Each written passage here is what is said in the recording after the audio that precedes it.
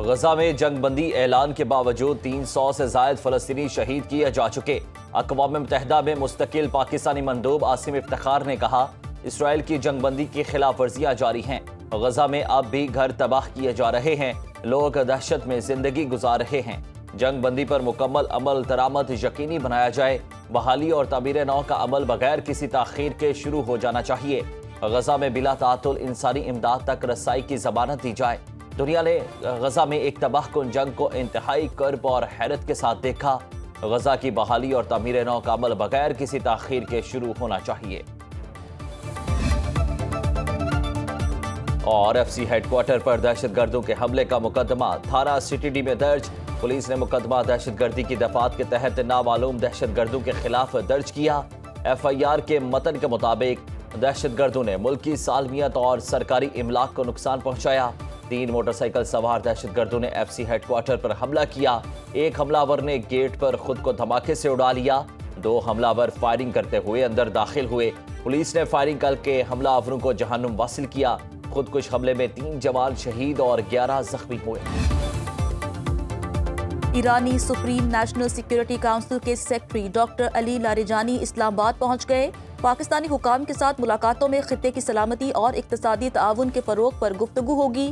ایرانی سفارت خانے کے مطابق ڈاکٹر علی لاریجانی کا دورہ پاکستان غیر معمولی اور تاریخی اہمیت کا حامل ہے۔ یہ دورہ دونوں برادر ممالک کے مضبوط تعلقات کو نئے اسٹریٹجک مرحلے میں لے جائے گا۔ ایرانی سپریم نیشنل سیکیورٹی کونسل کے سیکرٹری پاکستان میں اہم ملاقاتیں کریں گے۔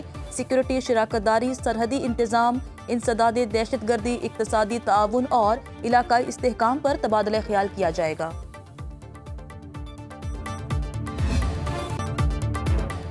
پنجاب اور خیبر پختونخوا کے عوام نے نون لیگ کے حق میں فیصلہ دے دیا۔ یہ ضمنی الیکشن نہیں، عوامی ریفرینڈم تھا۔ وزیر اعلیٰ پنجاب مریم نواز کہتی ہیں، نون لیگ نے جنرل الیکشن میں ہاری ہوئی اپنی سیٹیں واپس لے لیں۔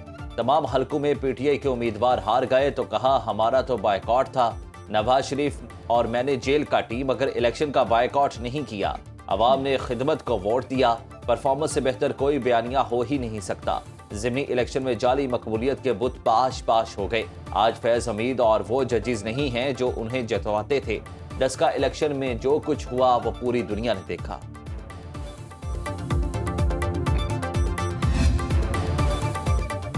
سہیل آفریدی آج ذاتی حیثیت میں الیکشن کمیشن طلب۔ انتخابی ضابطہ اخلاق کی خلاف ورزی کیس کا عبوری حکم نامہ جاری۔ الیکشن کمیشن کے مطابق سہیل آفریدی کو ذاتی حیثیت میں پیش ہونے کا نوٹس جاری کیا گیا۔ وکیل کی استدعا پر ایک پیشی کے لیے حاضری سے استثناء کی درخواست منظور کی گئی۔ وزیر اعلیٰ کے پی آئندہ سماعت پر حاضری یقینی بنائیں۔ وزیر اعظم کے معاون خصوصی حذیفہ رحمان نے غیر مشروط معافی مانگ لی۔ وزیر مملکت طلال چودھری 2 دسمبر کو ذاتی حیثیت میں طلب۔ اگلی پیشی تک کامیاب امیدوار کا نوٹیفیکیشن جاری نہ کرنے کی ہدایت۔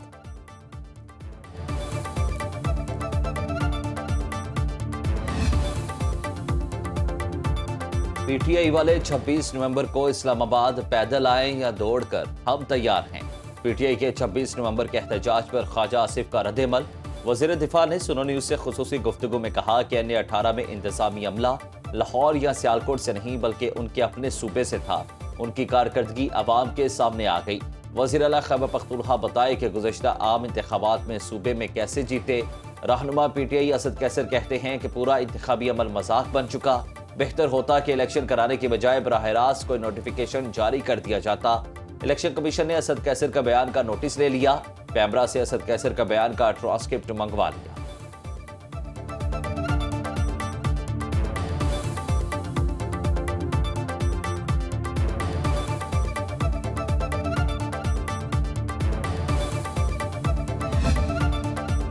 گلگت بلتستان حکومت کی 5 سالہ آئینی مدت مکمل۔ اسمبلی اور کابینہ تحلیل، تمام وزراء، مشیران اور کوارڈینیٹرز کو ڈی نوٹیفائی کر دیا گیا۔ جسٹس ریٹائرڈ یار محمد خان گلگت بلتستان کے نگران وزیر اعلیٰ مقرر۔